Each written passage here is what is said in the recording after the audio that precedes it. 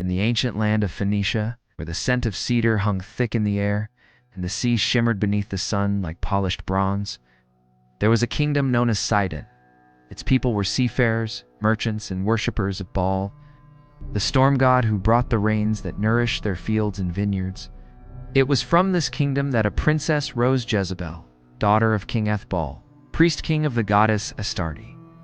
Raised amid temples of incense and carved idols of gold, Jezebel's world was one of splendor and sacred ritual. She was trained not only in royal diplomacy, but in the mysteries of her people's gods, a woman of conviction and ambition. Her destiny shifted when a proposal came from the west, from the kingdom of Israel. Their king, Ahab, sought to strengthen his throne through alliance with Sidon. The marriage of Jezebel and Ahab was more than a union of two rulers. It was a merging of two worlds. She left her homeland's coast and entered the rugged hills of Samaria, carrying with her her faith, her priests, and the customs of Phoenicia. Israel was a kingdom still torn between the worship of Yahweh and the allure of older Canaanite gods. And Jezebel would soon find herself at the center of this spiritual struggle. When Jezebel became queen, she did not bow to the traditions of her new land. Instead, she built altars to Baal and Asherah in the very heart of Israel. Her temples rose high above Samaria's skyline, their incense curling into the sky like defiance itself. Hundreds of priests attended her altars, and rituals once foreign to Israel now found a home in its capital. To Jezebel, this was not rebellion, it was civilization. Prosperity, the proper homage to gods who, in her mind, blessed harvest and victory. But to the prophets of Yahweh, it was blasphemy, a desecration of their covenant.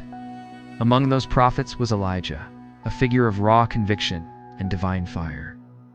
He rose as Jezebel's nemesis, a man who dared to speak against the throne and the queen's gods. Their conflict was not merely political, it was cosmic, a clash of divine allegiances. The land itself seemed to shudder in response. Rain ceased, famine gripped the kingdom, and whispers spread that Israel's suffering was a punishment for Jezebel's defiance. Yet she remained unyielding, her gaze steady, her voice commanding. Those who spoke against her faith met her wrath. Prophets of Yahweh vanished from the streets, their voices silenced, their blood mingling with the dust. To her enemies, Jezebel became a name of terror. To her allies, she was a queen of unwavering strength. The tension reached its height on Mount Carmel. There, Elijah challenged Jezebel's prophets to prove whose God held true power. Before the watching crowds, two altars stood, one to Baal, one to Yahweh.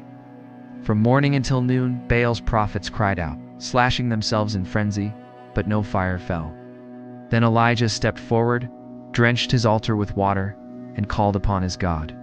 Fire descended from heaven, consuming everything in a searing instant. The people fell to their knees, crying out to Yahweh, and Elijah ordered the slaughter of Baal's prophets.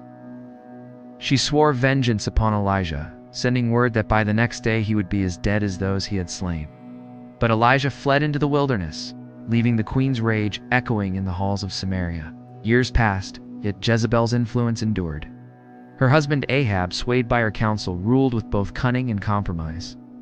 One day, he cast his eyes upon a vineyard owned by a man named Naboth. When Naboth refused to sell, Ahab sulked, like a child denied a toy. Jezebel saw his despair and acted. Letters bearing the king's seal were sent. False witnesses were raised against Naboth, accusing him of treason. The man was stoned and his land taken. To Jezebel, it was simply the price of royal power. To the prophets, it was the final straw. Elijah returned, this time not as a challenger, but as a messenger of doom. He declared that Ahab's line would fall and that dogs would devour Jezebel's flesh. Even Ahab trembled at the words, but Jezebel met the prophecy with silence, her eyes as cold as polished stone. After Ahab's death, her son Joram ascended the throne, but the kingdom had begun to rot from within. Enemies rose on all sides, and whispers of revolt spread through the ranks. Among the generals was Jehu, a man once loyal to Ahab's house, but now burning with ambition and, perhaps, divine mission. Elijah's prophecy still lingered in memory, passed down like a curse waiting for its hour. When Jehu was anointed king by the command of the prophet Elisha, he rode furiously toward Jezreel, where Jezebel still reigned as Queen Mother. The palace awaited him, its walls steeped in the memory of blood and incense. Jezebel knew he was coming. She dressed herself not in mourning, but in royal splendor, painting her eyes and adorning her hair. She stood at the window like a queen, addressing death itself. "Have you come in peace, Zimri, murderer of your master?" she called down, her voice echoing through the courtyard. Jehu lifted his gaze and shouted to her eunuchs, "Who is on my side?" Two of them stepped forward, and with a single command, Jezebel was hurled from the window. Her body struck the stones below, her blood spattering the walls of the palace she once ruled. When Jehu ordered her burial, the dogs had already come.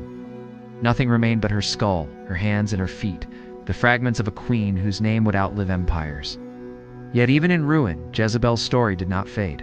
So over centuries, her name became a byword for wickedness, a symbol of deceit and idolatry. To the early chroniclers of Scripture, she was the embodiment of corruption and enemy of God's truth. But history is rarely so simple. Beyond the veil of religious judgment lies another portrait, a queen who refused to yield, who brought her gods and her culture to a foreign throne, who defied prophets and kings alike. To some, she was monstrous. To others, magnificent. Her legacy ripples through time, appearing in art, in sermons, in politics, anywhere power and faith collide. Jezebel has been painted as temptress, which villainous, yet beneath these layers remains the figure of a woman who dared to shape her world. Her story is not merely of downfall, but of defiance. Not merely of sin, but of strength, and in that complexity lies her immortality. As the sun sets over the ruins of ancient Samaria, one can almost imagine her spirit still gazing from the palace window. Proud and unrepentant, a shadow cast long across history. Whether cursed or crowned, Jezebel remains one of the most haunting figures of the ancient world. A reminder that in the pages of Scripture, even the condemned may yet speak with the voice of legend. And so her story closes, not in silence, but in echo. An echo that challenges us to ask what power, belief, and defiance truly mean, and what it costs to stand against the tide of God's at men.